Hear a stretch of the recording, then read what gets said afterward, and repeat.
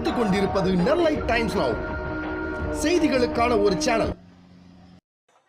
சித்ரா பௌர்ணமி என்பது எல்லாருக்கும் பொதுவானது. ஆனால் தூத்துக்குடி மாவட்டம் கருங்குளம் ஸ்ரீ வெங்கடாச்சலபதி பெருமாள் கோவிலில் சித்ரா பௌர்ணமி விழா என்பது மிகவும் பிரசித்தி பெற்றது.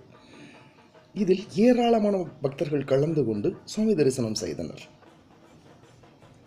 தூத்துக்குடி மாவட்டம் தாமிரபரணி நதிக்கரையில் அமைந்திருக்கும் வகுளகிரி கஷேத்திரம் எனும் கருங்குளம், இங்கு சுவாமி சந்தனக்கட்டையில் ஸ்ரீ வெங்கடாச்சலபதியாகவும் ஸ்ரீதேவி பூதேவி சமேத ஸ்ரீனிவாசனாகவும் அருள்பாலித்து வருகிறார்.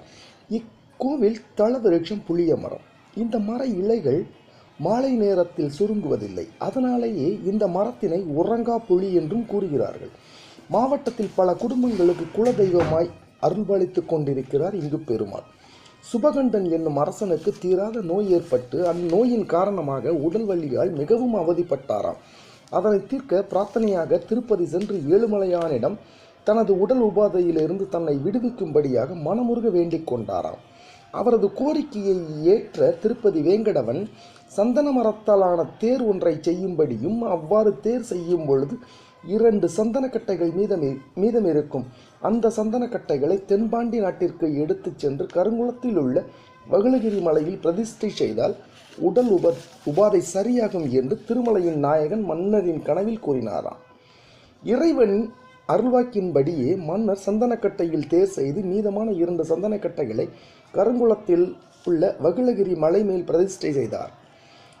அவரது வேதனையும் தீர்ந்தது. இத்தனைய சிறப்பு வாய்ந்த கருங்குளம் ஸ்ரீ வெங்கடாச்சலபதி திருக்கோவிலில் சித்ரா பௌர்ணமி விழா ஆண்டுதோறும் வெகு சிறப்பாக கொண்டாடப்பட்டு வருகின்றது. இந்த ஆண்டு 10 தினங்கள் நடைபெற்ற விழாவில் ஏராளமான பக்தர்கள் கலந்து கொண்டனர். இவ்விழாவின் சிறப்பு என்பது ஆண்டிற்கு ஒரு முறை மட்டுமே நடைபெறும் நிகழ்வு.